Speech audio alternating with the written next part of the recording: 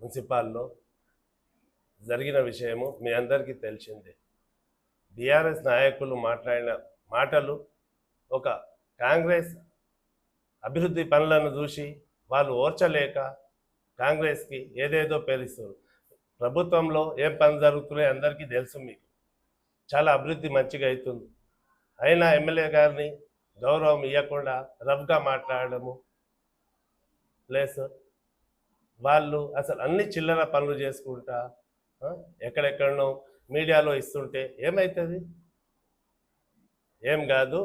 అందరికీ చెప్తున్నాము, ఉన్న కౌన్సిలర్లకు ఏదైనా సరే సమరాజ్యంగా ప్రజల్లోకి మంచి పనులు చేసి మంచిగా అభివృద్ధి చేయాలి. ఈ పార్టీ పరంగా మీరు చిల్లరగా చేయడము, మళ్ళీ అవతల చెప్పడము మంచిది కాదు. మీరు ఎమ్మెల్యే గారిని గౌరవించి మాట్లాడడమే మంచిది. అది లేకుంటే ముందు మీకే తెలుస్తుంది ఏం జరుగుతుంది.